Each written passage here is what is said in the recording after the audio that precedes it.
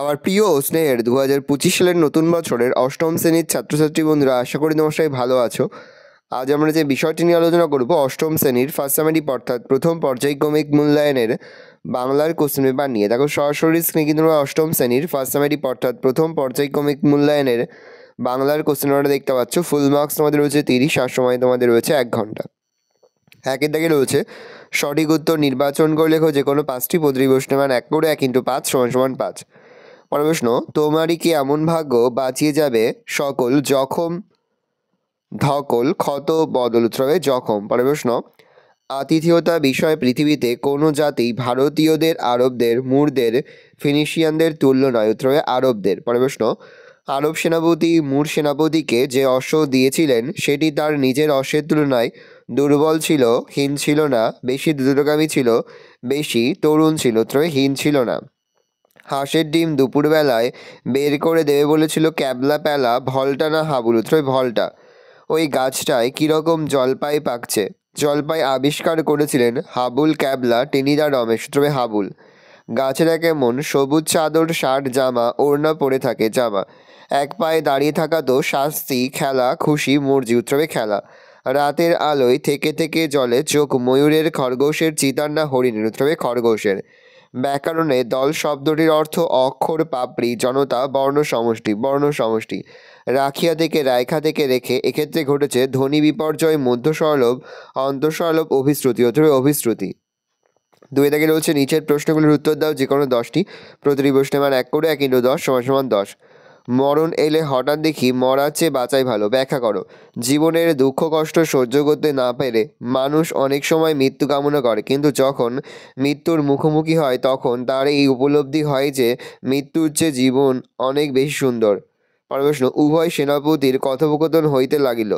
উভয় সেনাপতি বলতে এখানে কাদের কথা বলা হয়েছে? উভয় সেনা বলতে এখানে মুর সেনাপতি আর আরব সেনাপতির কথা বলা হয়েছে। রাজার প্রতি রাজার আচরণ। উদ্ধৃতাংশের বক্তাকে। উদ্ধৃতাংশের বক্তা ভারতীয় রাজা পুরু। বনভোজনের উদ্যোগ কাদের মধ্যে দেখা গিয়েছিল? বনভোজনের উদ্যোগ দেখা গিয়েছিল হাবুল, প্যালারাম, ক্যাবলা আর টেনিদার মধ্যে। বনভোজনের জায়গা কোথায় ঠিক হয়েছিল? তো লিখবে ক্যাবলার মামার বাড়ির কাছে একটা বাগান বাড়িতে বনভোজনের জায়গা ঠিক হয়েছিল। জায়গাটা বাগুইয়াটির আরও 4টে স্টেশন পড়ে। স্টেশন থেকে নেমে মাইলখানেকের পায়ে হাঁটা পথ পেরোলেই পৌঁছানো যাবে সেই বাগান বাড়িতে। সবুজ গাছেরা কোন পতঙ্গ পছন্দ করে? সবুজ গাছেরা প্রজাপতি, মৌমাছির মতো পতঙ্গদের পছন্দ করে। কুঠির মাঠ দেখতে যাওয়ার পথে কি দেখে অপু সব থেকে বেশি অবাক হয়েছিল? কুঠির মাঠ দেখতে যাওয়ার পথে জীবন্ত খরগোশকে লাফিয়ে যেতে দেখে অপু সব থেকে বেশি অবাক হয়েছিল। আলকুশি কি? আলকুশি হলো হুলের মতো আলযুক্ত লতা গাছ। অপুর বাবা ও মায়ের নাম কি? অপুর বাবার নাম হরিহর, মায়ের নাম সর্বজয়া। ছোটদের পথের পাঁচালী রচনাটি কার লেখা? উত্তরে বিভূতিভূষণ বন্দ্যোপাধ্যায়। দল কাকে বলে? যে ক্ষুদ্রতম ধ্বনিগুচ্ছ নিঃশ্বাসের এক ধাক্কাতে একসঙ্গে উচ্চারিত হতে পারে এবং যাতে একটিমাত্র স্বরধ্বনি থাকে তাকে দল বলে। বাক্য পরিবর্তন করো। ফুলবাগানের মোড় পর্যন্ত এগিয়ে দেখল নীলু। নাসূচক বাক্যে ফুলবাগানের মোড় ছাড়িয়ে আর এগিয়ে দেখল না নীলু।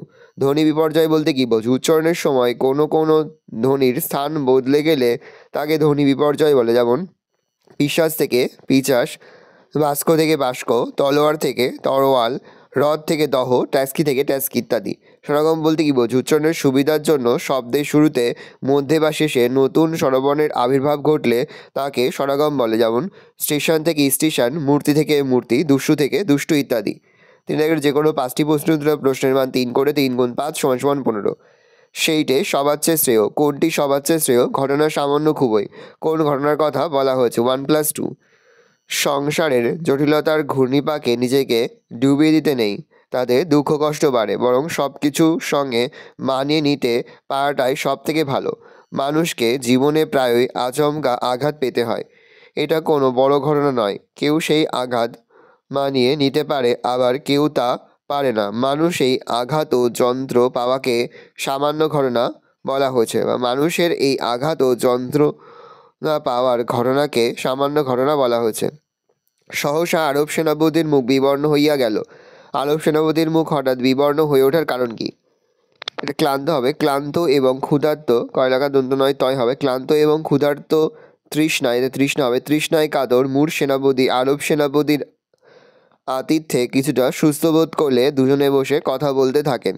কথা বলার মাঝে আরব সেনাপতি বুঝতে পারেন যে তার সামনে বসে থাকা মূল সেনাপতি তার পিতার হত্যাকারী। এই কারণে আরব সেনাপতির মুখ হঠাৎ বিবর্ণ হয়ে ওঠে। পরের প্রশ্ন, মাছের কালিয়া 3টে বেজে গেল। মাছের কালিয়া সম্পর্কে এরকম বলার কারণ কি? কোনো কিছুর 12টা বাজা বলতে সেটির সর্বনাশ বোঝায়। মাছের কালিয়ার ভীষণ খারাপ অবস্থা বোঝাতেই ক্যাবলা 12টার বদলে 3টে বেজে গেল ঘোষণা করেছিল। আসলে বনভোজনে পেলার দায়িত্ব ছিল পোনা মাছের কালিয়া রান্না করা।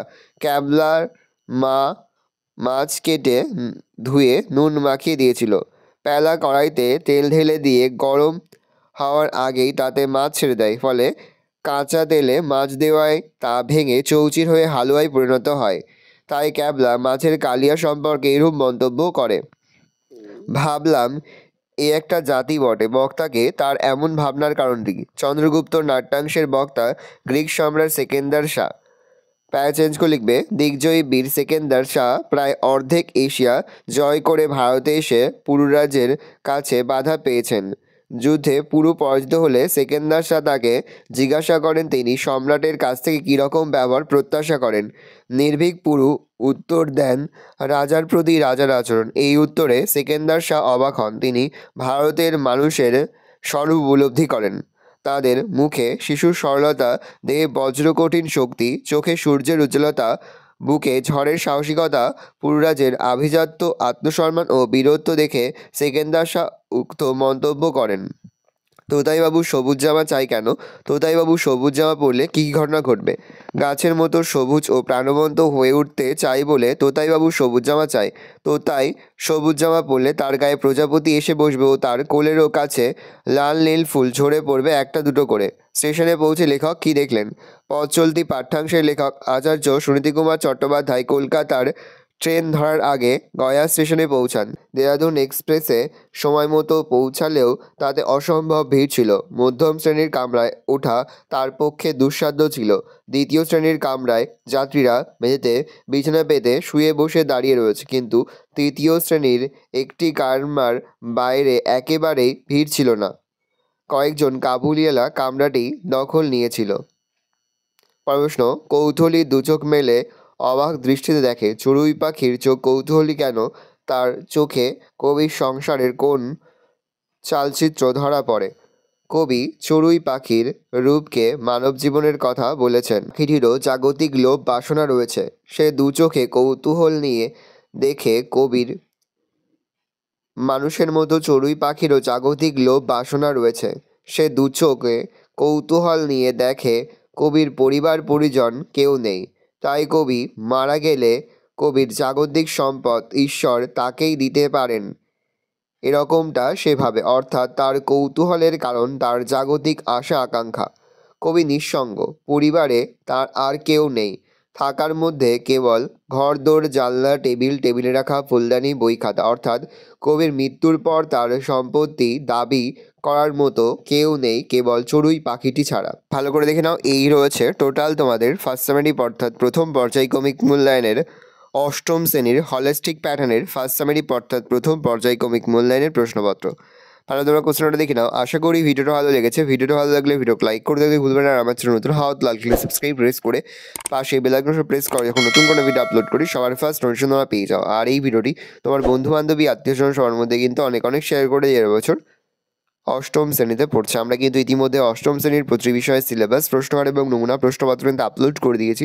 তোমরা যদি এখনও পর্যন্ত সেই ভিডিওগুলো না দেখে থাকো, ভিডিওগুলো কিন্তু তাড়াতাড়ি দেখে নাও। তোমাদের সকলকে জানাই আগাম পরীক্ষার অনেক শুভেচ্ছা এবং অভিনন্দন। একেবারে এই ভিডিও শেষে স্ক্রিনে তোমরা একটা প্লেলিস্ট দেখতে পারবে, তারপরে ক্লিক করলেই সমস্ত ভিডিওগুলো কিন্তু তোমরা পর দেখে নিতে পারবে। কোনো প্রশ্নের উত্তর লিখতে বা বুঝতে যদি কোনো রকম অসুবিধা হয় তাহলে কিন্তু নির্দ্বিধায় কমেন্ট সেকশনে কমেন্ট করে জানাতে একদমই ভুলবে না।